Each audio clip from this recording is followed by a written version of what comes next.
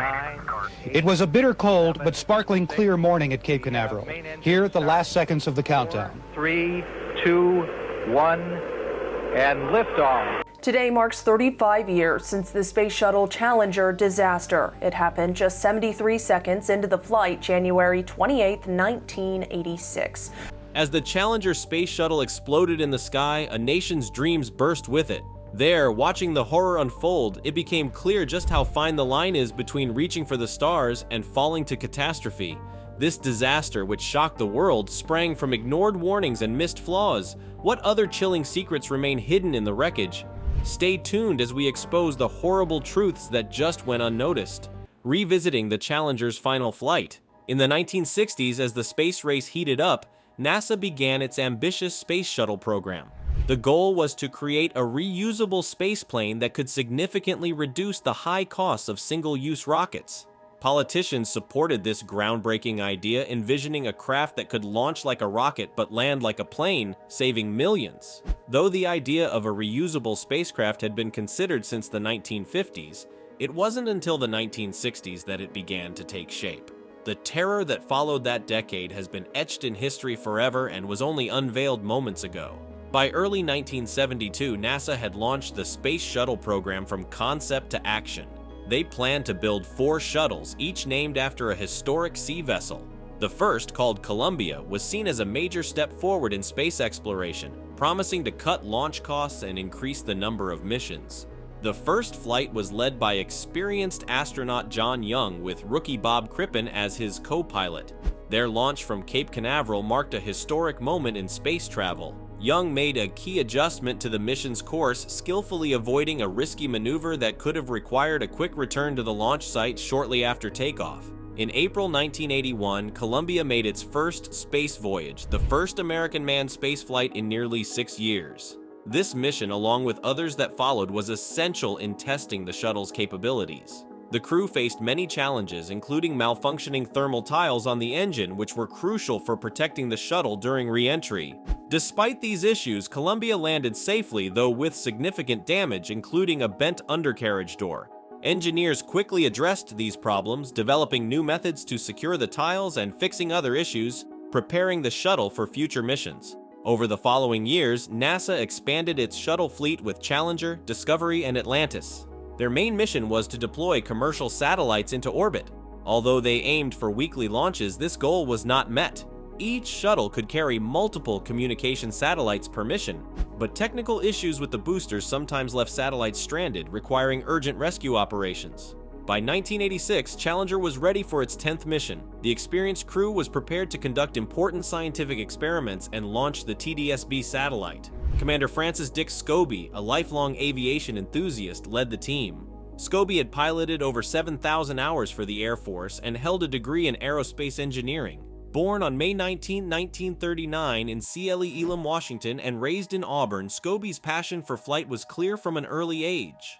Michael J. Smith, the Challenger's pilot, was born on April 30, 1945 in Beaufort, North Carolina. A highly decorated Navy pilot and a graduate of the United States Naval Academy, Smith had served in Vietnam and earned degrees in naval science and aeronautical engineering. His extensive training and combat experience made him a crucial member of the mission team, ready to face the challenges ahead. Let's explore the life of a pilot who flew from war skies to space. The multifaceted crew of Challenger. In 1969, after earning his aviator wings, Smith began piloting various planes. He notably flew A-6 Intruders during the Vietnam War and took part in the intense Operation Linebacker.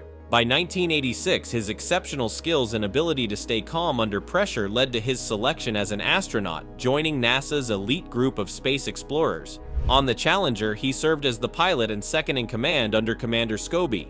Judith Resnick, a mission specialist on the Challenger, was known for her deep knowledge and skills in space exploration. Born on April 5, 1949 in Akron, Ohio, she became one of NASA's first female astronauts and one of the first women to experience weightlessness. Selected in 1978, Resnick held a PhD in electrical engineering from the University of Maryland and made significant contributions to science and engineering. She had previously flown on the STS-41D shuttle mission, where she managed scientific experiments and operated the spacecraft's robotic arm. Her second and final flight on the Challenger showed her lasting dedication to space exploration.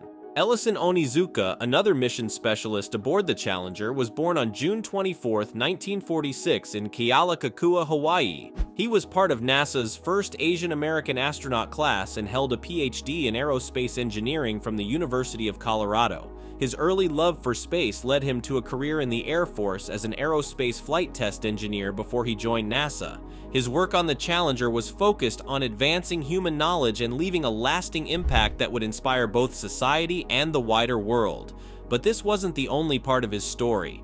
Ronald McNair, born in 1950, was an astronaut who overcame significant challenges growing up in a disadvantaged African American community. Despite these obstacles, he pursued his scientific dreams, earning a BS in physics from North Carolina A&T State University and a PhD in laser physics from MIT by the age of 26. He became a leading expert in laser physics at Hughes Research Laboratory, and his impressive achievements led to his selection for the Space Shuttle program in 1978.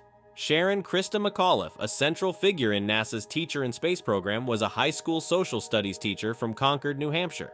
She was chosen from over 11,000 applicants to become the first civilian to fly on the Space Shuttle, a decision announced by President Ronald Reagan in 1984.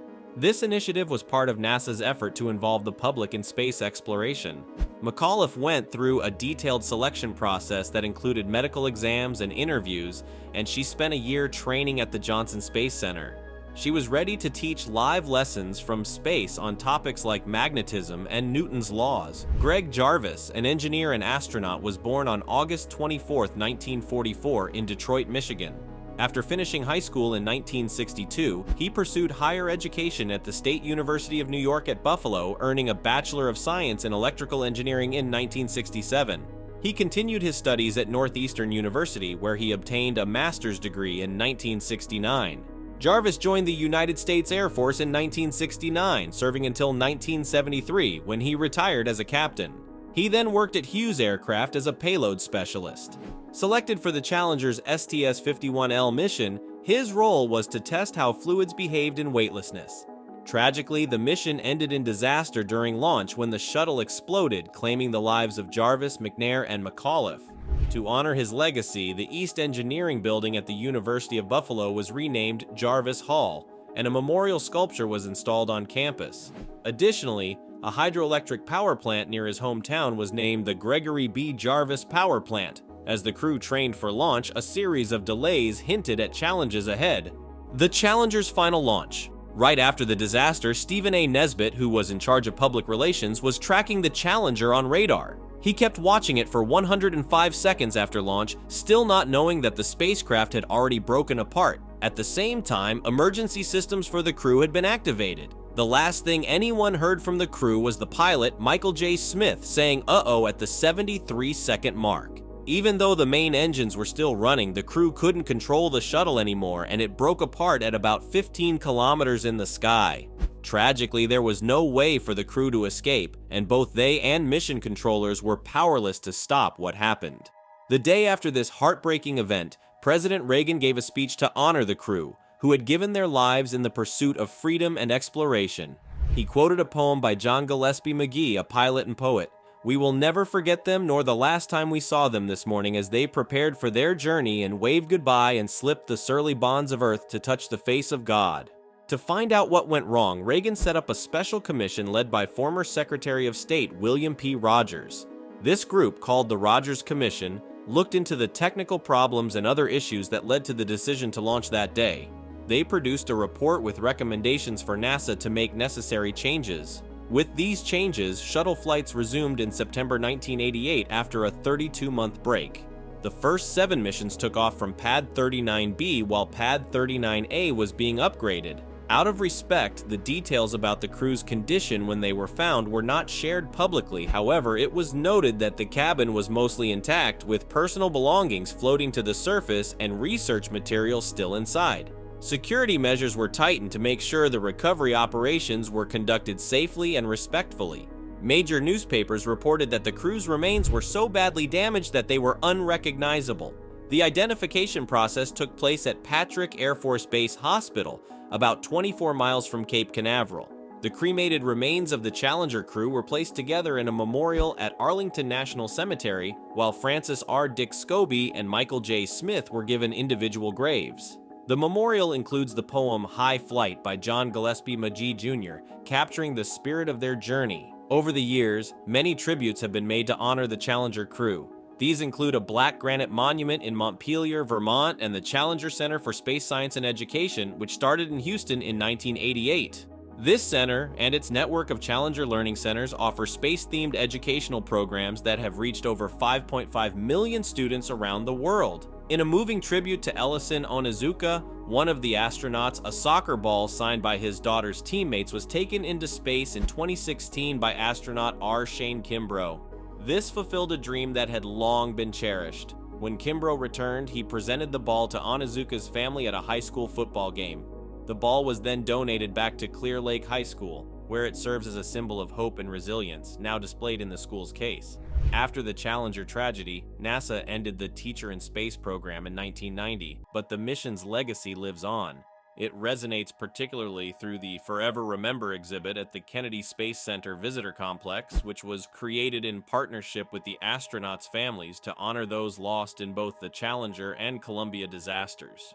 Looking back at the tragedy, we seek lessons and honor the astronauts' memory. Tragedy and triumph in NASA's safety evolution. The space exhibit is all about understanding and learning from past space mission tragedies. It features personal items from the astronauts and wreckage from the Challenger and Columbia missions, all displayed together.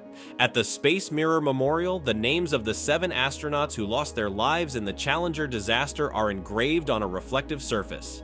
Every January, NASA holds a Memorial Day to honor the astronauts from the Challenger, Apollo 1, and Columbia missions. This day is not just about remembering them, but also about reflecting on what went wrong and recognizing the important safety improvements NASA has made since then. Interviews and witness accounts from the time of the Challenger disaster give us new insights. Alan McDonald, who worked for Morton Thiokol, the company responsible for the rocket propulsion, remembers how the strong winds on the day of the launch blew sand into his eyes. Later, he received a call from his colleague Bob Ebling, who mentioned that a meteorologist had warned about very cold temperatures, possibly as low as 18 degrees Fahrenheit, which could affect the rocket booster's O-ring seals. Concerned, Allen and his team in Utah sought more weather information from NASA, which he insisted be shared with the engineers for a thorough review. During a teleconference involving engineers from Utah, NASA's Marshall Space Flight Center in Huntsville, and NASA management at Cape Canaveral, the unanimous advice was to delay the launch if temperatures dropped below 53 degrees Fahrenheit due to concerns about the O-rings. Despite this strong recommendation, higher-ups at NASA decided to go ahead with the launch at a much colder 38 degrees Fahrenheit. Allen refused to sign off on this decision, believing it was too risky. Other issues were raised during the call, like strong winds up to 70 knots and ice building up on the shuttle. Despite these warnings, teams were out the next day de-icing the shuttle and noting dangerously low temperatures, all recorded in NASA's logs. A newly discovered file from a forgotten NASA archive adds even more drama to the story of the Challenger disaster. It suggests that hidden motives and unreported test results played a role in the tragic launch. The file reveals that a secretive group within NASA conducted a test simulating extreme conditions that showed troubling results. These results were not shared with the main mission team. The cover-up involved top executives who pushed for the launch despite serious concerns, influenced by pressure to stick to the schedule. Years later, the families of the Challenger crew are confronting these revelations with deep emotion, challenging what they thought they knew about the event. Public and media reactions have been mixed, with many calling for greater accountability and a re-evaluation of what really happened. Dr. Robert Bellinger, an expert in aerospace accidents at NASA, and Dr. Karen Morris, an aerospace scientist, pointed out that these new findings highlight not just technical failures, but also major communication and management breakdowns within NASA. These insights suggest that the tragedy was made worse by errors in leadership and organization, not just technical issues. In response to these lessons, NASA made major changes to how they handle safety and risk management. This included more rigorous testing, better training for emergencies, and improved communication and coordination across the agency. While the Challenger disaster was a major setback, it also led to crucial changes that have improved the safety of space travel and continue to influence NASA's work today, keeping the legacy of the astronauts alive. What do you think is the most important lesson learned from this tragedy? Leave your thoughts in the comments and don't forget to subscribe for more.